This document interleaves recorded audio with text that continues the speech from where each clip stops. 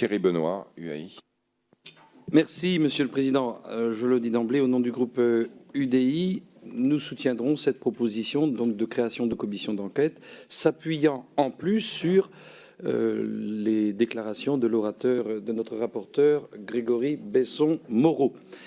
Tout d'abord parce que le cadre juridique le permet, parce qu'il s'agit d'une crise sanitaire qui naturellement est une crise grave, en ayant malgré tout, comme l'ont eu certains collègues, et notamment Dominique Potier, une pensée à la fois pour les victimes, c'est-à-dire les familles impactées par cette grave crise, mais aussi les salariés dans l'entreprise, et je pense du chef de production jusqu'à celles et ceux qui sont sur les ateliers de fabrication, de production de cette poudre de lait infantile, en ayant une pensée aussi pour les agriculteurs et les producteurs de lait qui fournissent cette grande entreprise. Parce que moi, je le dis encore aujourd'hui, Lactalis demeure en France un des fleurons de la filière agroalimentaire laitière.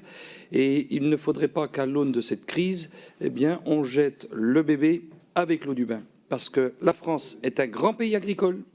C'est un grand pays agroalimentaire.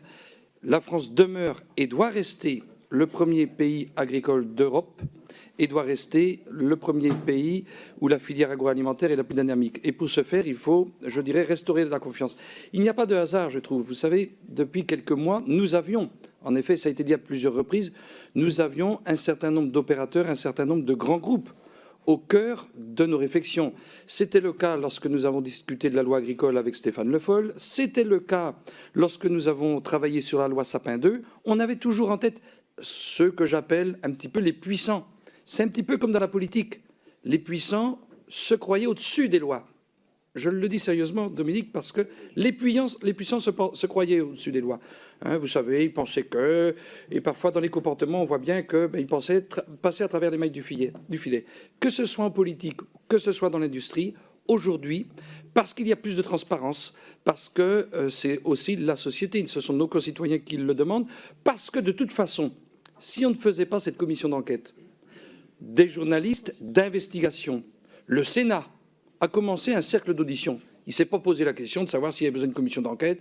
Il a reçu hier, c'est dans la presse ce matin, le directeur général de la sécurité alimentaire, de l'alimentation, et il procède à ces auditions. Donc on voit bien qu'il y a besoin de transparence, de clarté, et tout le monde a à y gagner. Mais je le redis, moi je veux vraiment que le cadre, alors bien sûr judiciaire, que justice puisse faire son travail, mais il faut, dans cette affaire, vraiment trouver le juste équilibre, le bon équilibre entre eh bien, ce qu'on peut appeler les dysfonctionnements dans la chaîne de commandement, dans la chaîne de transmission des informations aux services compétents, parce que quand même, nous sommes en France, dans un pays organisé, structuré. Moi, je continue de faire confiance, et je pense que je suis même convaincu, que c'est le rôle des parlementaires de faire confiance aux services publics et aux services de l'État.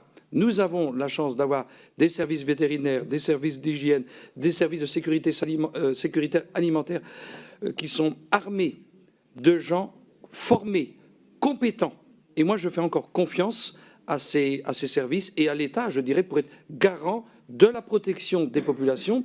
Mais je fais aussi confiance à l'État. Je parlais la semaine dernière dans l'hémicycle du corps préfectoral, eh bien, pour faire respecter les règles, les lois, parce que les sénateurs et les députés votent les lois.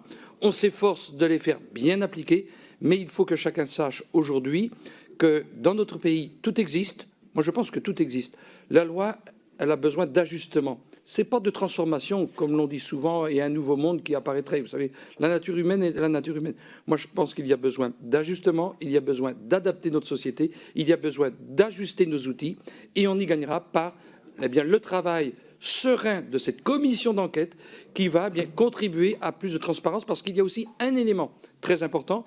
Il faut rassurer nos concitoyens français, nos consommateurs, mais rassurer aussi les pays étrangers, nos partenaires européens et nos partenaires à travers le monde. La Chine, la Russie, le Brésil. Quand je vois qu'on signe quand même des contrats au titre du CETA, des contrats au titre du Mercosur, on n'a pas à rougir, nous Français, de ce que nous mettons sur le marché et de la garantie sanitaire que l'on apporte à ces produits. Donc le groupe UDI, Agir et ses alliés soutiendront cette création de commission d'enquête.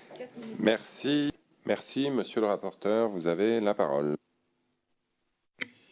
Alors déjà, merci à toutes et à tous. Je vais répondre à tous les députés en une seule fois. Je vois en tout cas que ce problème est un problème transpartisan qui nous concerne tous et on sent que vous avez tous envie de démarrer cette commission d'enquête le plus rapidement possible. Je tiens juste à rappeler qu'aujourd'hui, nous sommes tous là pour juger d'abord de la recevabilité de cette proposition de résolution.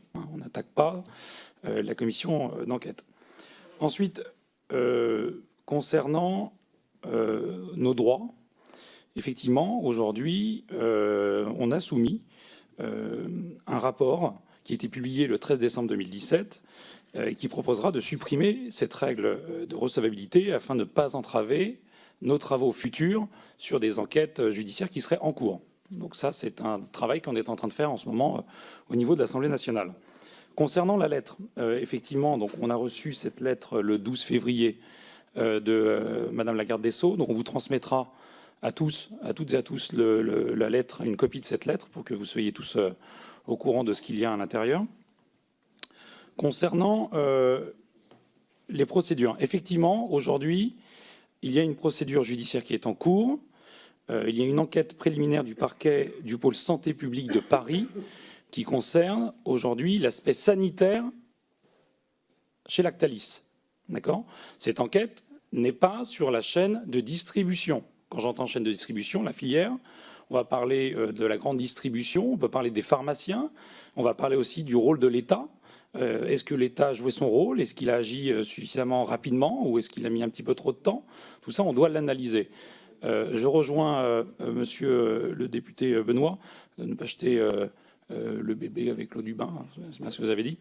Il faut que l'on soit impartial dans l'enquête qui sera menée, mais je tiens quand même à rappeler aujourd'hui, voilà, je tiens juste à rappeler qu'aujourd'hui ce n'est pas le sujet c'est la recevabilité de la proposition de résolution.